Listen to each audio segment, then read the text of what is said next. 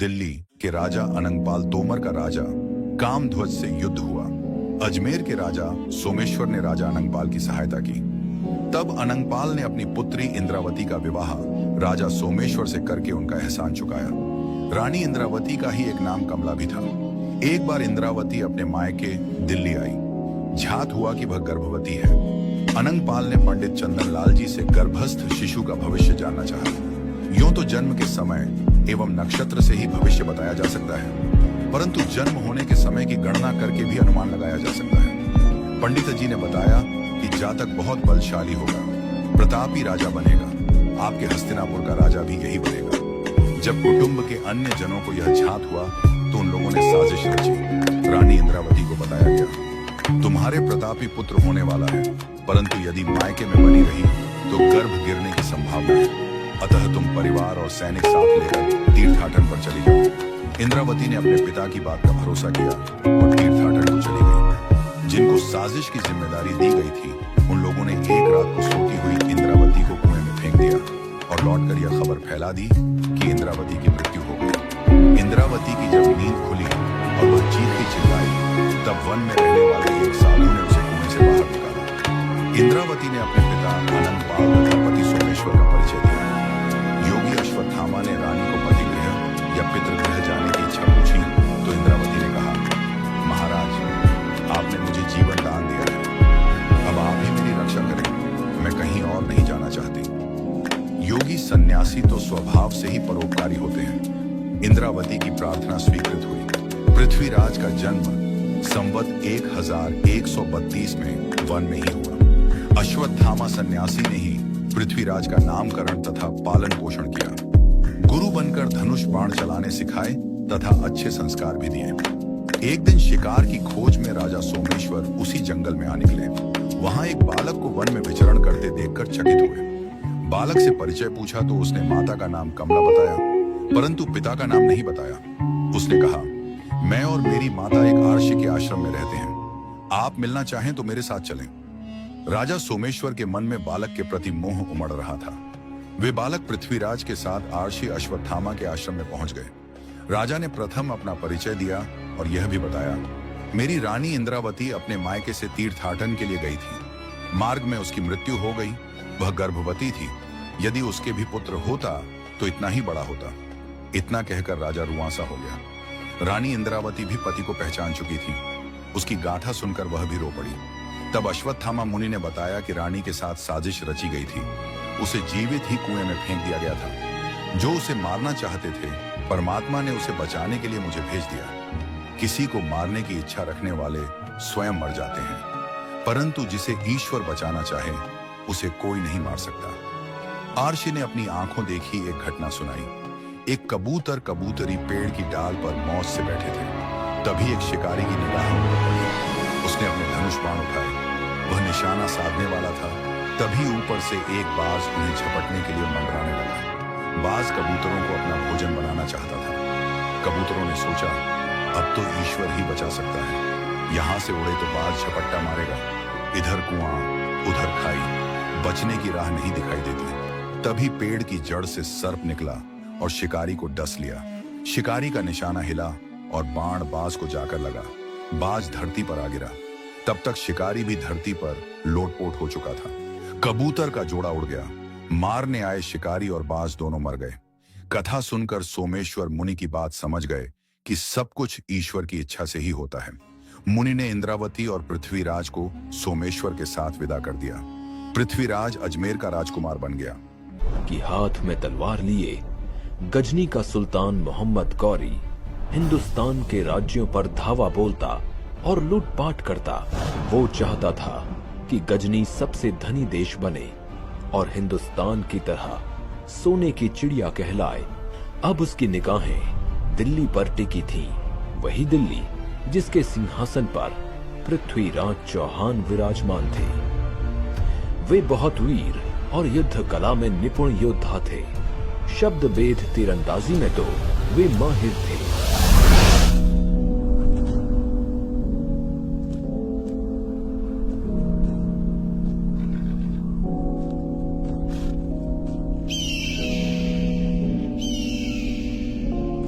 हमने बड़े से बड़े राज्यों को जीता है, लेकिन जितना खजाना दिल्ली में है उतना कहीं और नहीं। अगर हम दिल्ली के खजाने को लूट लें तो हमारा मुल्क सबसे धनी मुल्क बन जाएगा और सोने की चिड़िया कहलाएगा।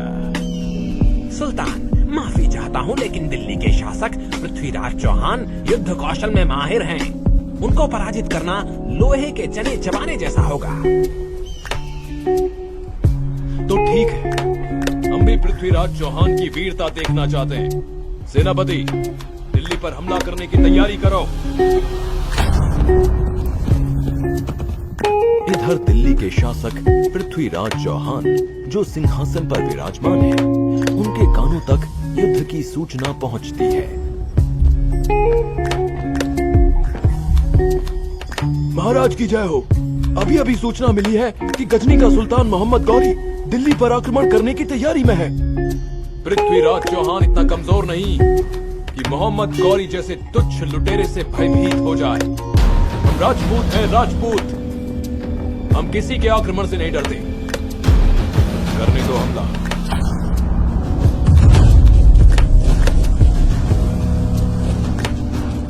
जोश में गौरी दिल्ली पर हमला बोल देता है। पृथ्वीराज चौहान और मोहम्मद गौरी के बीच घमासान युद्ध होता है और इस युद्ध में मोहम्मद गौरी पृथ्वीराज चौहान के हाथों पराजित होता है।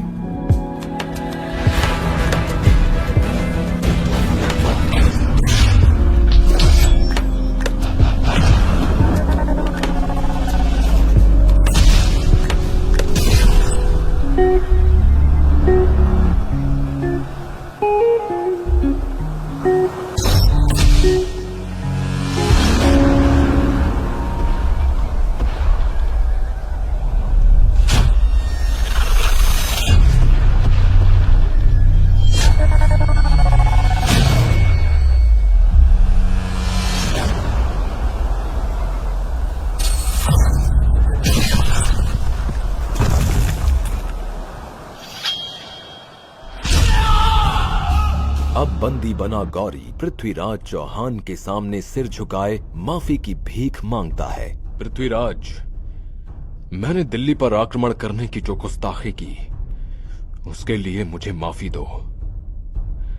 कहते हैं कि हिंदुस्तान के सुल्तान दुश्मनों को भी माफ करने का हृदय रखते हैं। तुमने ठीक सुना है।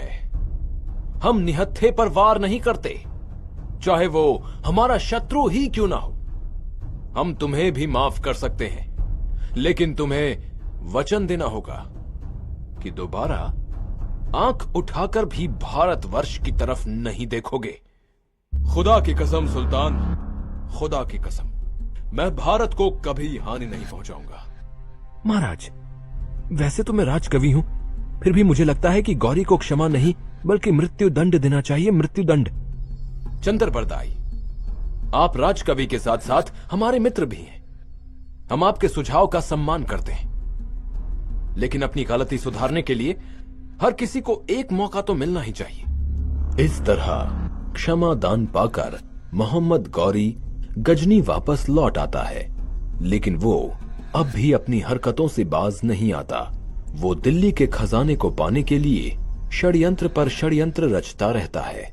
पृथ्वीराज चौहान से ईर्ष्या करने वाले सिर्फ मोहम्मद गौरी जैसे विदेशी मुल्क के सुल्तान ही नहीं, बल्कि हिंदुस्तान के राज्यों के सम्राट भी थे। कन्नौज के राजा जयचंद पृथ्वीराज की ख्याति देखकर उनसे ईर्ष्या करते और उनका अपमान करने का अवसर ढूंढते रहते थे। हम चाहते हैं कि हम अपनी पुत्री संयोगिता के स्वयंवर का आयोजन करें। उस स्वयंवर में पृथ्वीराज चौहान को छोड़कर भारत के सभी सम्राटों को निमंत्रण दिया जाए। जब संयोगिता को इस बारे में पता चलता है तो वे अपने पिता के पास जाती हैं। पिताश्री, मैं दिल्ली के शासक पृथ्वीराज चौहान को अपना वर मान चुकी हूँ, अतः उन्हें स्वयंवर में आमंत्रित करना होगा। असंभव, ऐसा कभी नहीं हो सकता, कभी नहीं। मैं अपने शत्रु के साथ तुम्हारा विवाह कभी स्वीकार नहीं करूंगा। पिता से अस्वीकृति मिलने पर संयोगिता ने गुप्तवश सखी के पति के हाथों पृथ्वीराज चौहान को प्रेम प्रस्ताव के साथ स्वयंवर में आने का निमंत्रण पत्र भिजवा दिया। महाराज की जय हो। कन्नौज की राजकुमारी संयोगिता ने अपने स्वयंवर हेतु आपको निमंत्रण पत्र भेजा है। जाकर राजकुमारी संयोगिता को सूचित कर दो कि हम अवश्य आएंगे। इधर स्वयंवर की धूमधाम से तैयारी हो रही है। इस स्वयंवर में पृथ्वीराज चौहान का एक पुतला बनाकर द्वार पर खड़ा कर दो, ताकि सब जान सकें कि पृथ्वीराज चौहान हमारा द्वारपाल है।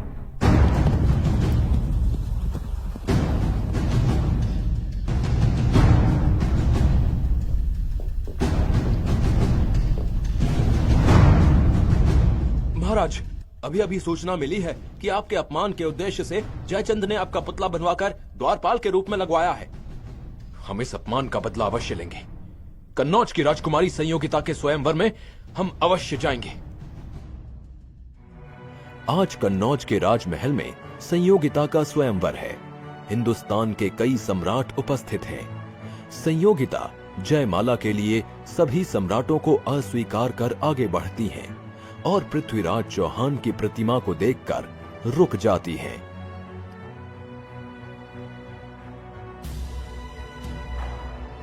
ये प्रतिमा तो मेरे पृथ्वीराज चौहान की है, जिन्हें मैं अपने वर के रूप में स्वीकार कर चुकी हूँ।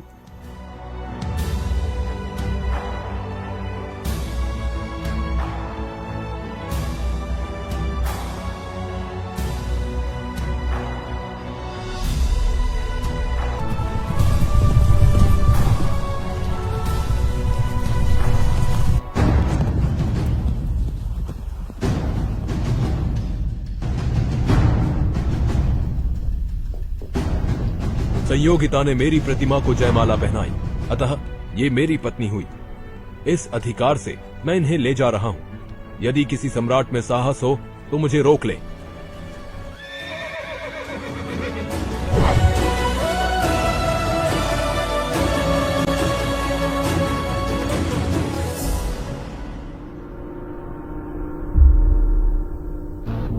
पृथ्वीराज चौहान ने भरी सभा में हमारा अपमान करके अच्छा नहीं किया। इस अपमान का बदला हम बड़ी से बड़ी कीमत चुकाकर भी लेंगे। क्षमा करें महाराज, लेकिन हम अकेले पृथ्वीराज चौहान का सामना नहीं कर सकते। एक ऐसा व्यक्ति है जो हमारी सहायता कर सकता है। वो है गजनी का सुल्तान मोहम्मद गौरी। मैं गौरी के साथ संधि कर पृथ्वीराज चौहान को नष्ट कर दूंगा और दिल्ली का शासक बन जाऊंगा। मंत्री जी, शीघ्र ही हमारा संधि का प्रस्ताव गौरी तक पहुंचाइए। संधि प्रस्ताव लेकर जयचंद का दूत गजनी के सुल्तान मोहम्मद गौरी के पास जाता है।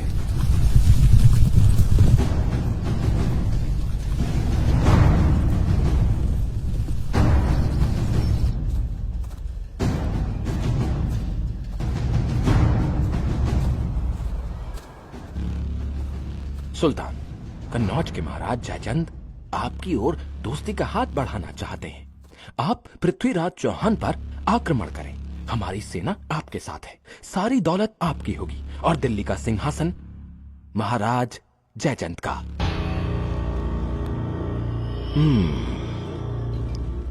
सम्राट जयचंद से कहना कि उनका प्रस्ताव हमें मंजूर है। वो दिल्ली कूच की तैयारी करें।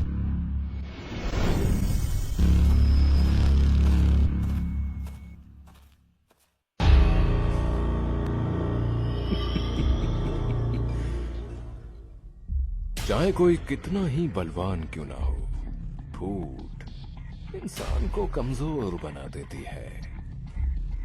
इनकी आपसी फूट का मैं पूरा फायदा उठाऊंगा। पृथ्वीराज को पराजित कर दिल्ली की सारी दौलत मेरी हो जाएगी, मेरी। अब गजनी सोने की चिड़िया कहलाएगा।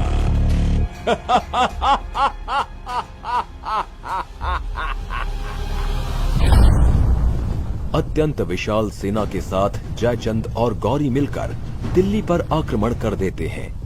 उनकी विशाल सेना ऐसे लग रही थी मानो वो दिल्ली को निगल जाएगी। महाराज, सूचना मिली है कि कन्नौज के राजा जयचंद से संधि कर गौरी ने दिल्ली पर हमला बोल दिया है। क्या? जयचंद ने गौरी से संधि कर ली?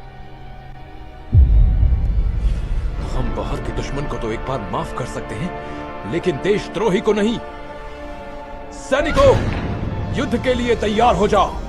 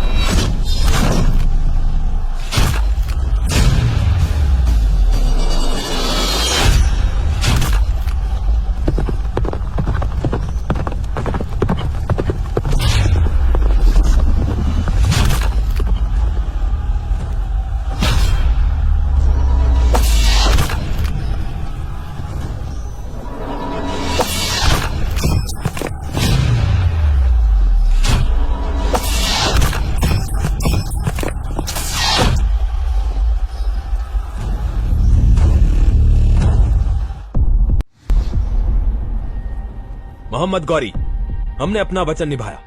अब तुम भी हमें दिल्ली का शासक बनाकर अपना वचन पूरा करो। जयचंद, तुम्हारी सहायता के बिना तो पृथ्वीराज चौहान को हराना संभव ही नहीं था। तुम्हें तो जरूर इनाम दिया जाएगा। सैनिकों, इस गद्दार जयचंद को बंदी बना लो।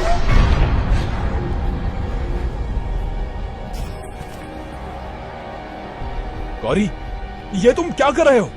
तुम्हें यह विजय मेरी वजह से मिली है। तुम इस तरह मुझे धोखा नहीं दे सकते।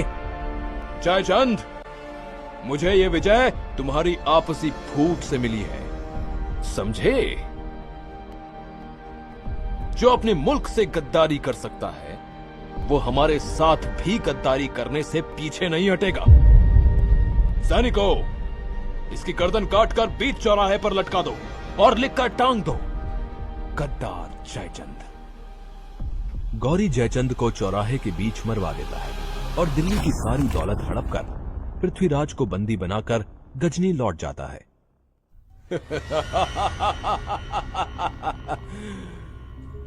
दिल्ली का सम्राट पृथ्वीराज चौहान आज हमारे सामने जंजीरों में जकड़ा बंदी बनकर खड़ा है।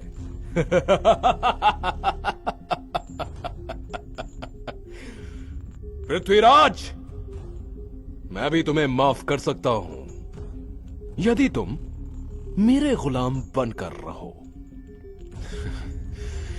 मैं पृथ्वीराज चौहान हूं। गुलाम बनकर रहने से तो अच्छा है कि मैं मृत्यु को प्राप्त हो जाऊं। दुष्ट! तू बंदी बना खड़ा है, फिर भी हमें आंखें दिखाता है। अपनी ये घूरती निगाहों को नीचे कर। गौरी, क्या तू जानता नहीं कि हम एक राजपूत हैं और एक राजपूत की आंखें मौत के बाद ही नीचे होती हैं। सैनिकों, जिन आंखों से ये हमें घूर रहा है, उन आंखों को गरम सलाखों से फोड़ दो।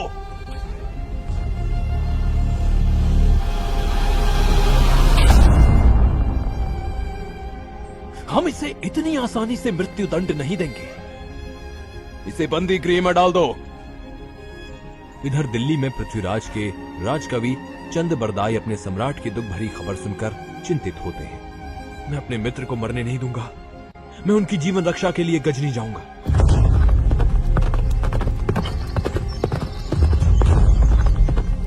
मोहम्मद गौरी, तुमने सम्राट पृथ्वीराज को बंदी बनाकर उनकी आंखें फोड़ दी। क्या तुम भूल गए कि इसी पृथ्वीराज ने तुम्हें 16 बार माफी की भीख दी थी? भीख! सैनिकों, बंदी बनाकर इसे भी इसके मित्र के साथ बंदी गृह में डाल दो।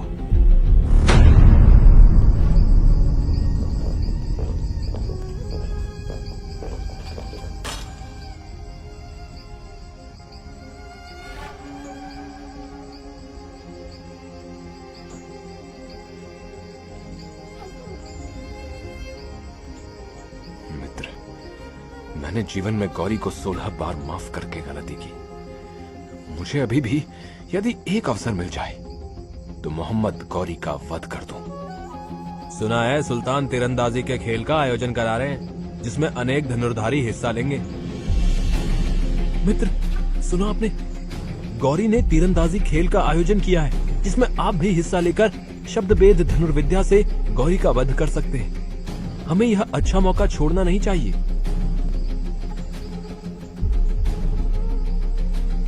चंद्र बरदाई, क्या तुम भूल गए हो कि हमारी आंखें फोड़ दी गई हैं? अतः ऐसे में तीरंदाजी कैसे संभव है? महाराज, आप बस देखते जाइए। सिपाही, हम सुल्तान से तीरंदाजी खेल के सिलसिले में कुछ कहना चाहते हैं। मेरा ये संदेश शीघ्र सुल्तान तक पहुंचाओ। गौरी की अनुमति पाकर चंद बरदाई को दरबार में पेश किया जाता है। सुल्तान, आपने जो तीरंदाजी के खेल का आयोजन किया है, उसमें मेरे मित्र पृथ्वीराज चौहान भी हिस्सा लेना चाहते हैं। क्या? एक अंधा तीरंदाजी करेगा? आपने पृथ्वीराज का यह करतब देखा ही कहां है? आंखें ना होने के बाद भी वे अच्छा निशाना लगा सकते हैं, आवाज सुनकर तीर चला सकते हैं। असंभव, असंभव! आप अवसर देकर स्वयं देख लीजिए। ठीक है, उसकी मौत से पहले उसका ये हुनर भी देख लेंगे। और यदि पृथ्वीराज चौहान का निशाना चूक गया तो उसके साथ तुम्हें भी मौत की सजा मिलेगी। समझे? मुझे मंजूर है। गौरी को परास्त करने का आपको एक सुनहरा अवसर मिला है। आप शब्दभेद कला में निपुण हैं। इस खेल में आप तवे पर बाण न चलाकर गौरी पर बाण चला देना। लेकिन मुझे पता कैसे चलेगा कि गौरी कहां बैठा है? दोहे के द्वारा मैं बताऊंगा कि गौरी कहां बैठा है, और आप मेरे शब्दों के आधार पर गौरी पर तीर चला देना। इस तरह योजना बनाकर पृथ्वीराज के साथ चंदर बरदाई तीरंदाजी के खेल में उपस्थित होते हैं। सुल्तान, तवे से निकली आवाज सुनकर पृथ्वीराज उस तवे पर तीर चलाएंगे। लेकिन सुल्तान, आपको 3 बार हुक्म देना होगा, तभी मेरे मित्र तीर चलाएंगे। तीर चलाओ पृथ्वीराज चौहान! हे पृथ्वीराज, कमान बांध, है अंतिम अवसर यही। एक बाण से लक्ष्य बेध कर, मत चूके चौहान।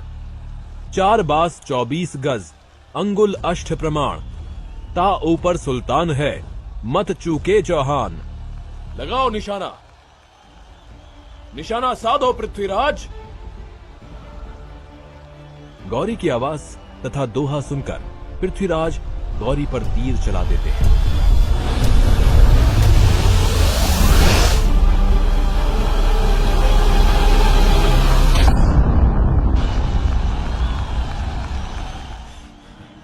मैंने अपने अपमान का बदला ले लिया चंद्रबरदाई, मैंने अपने अपमान का बदला ले लिया।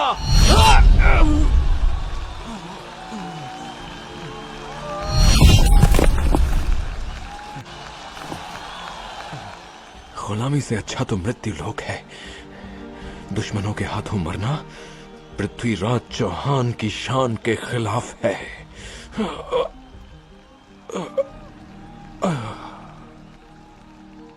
पृथ्वीराज चौहान और चंद्रबरदाई ने योजना बनाई थी कि गौरी को मारने के बाद अपने स्वाभिमान की रक्षा हेतु हम अपने प्राण त्याग देंगे। अतः दोनों ने एक दूसरे का वध कर दिया।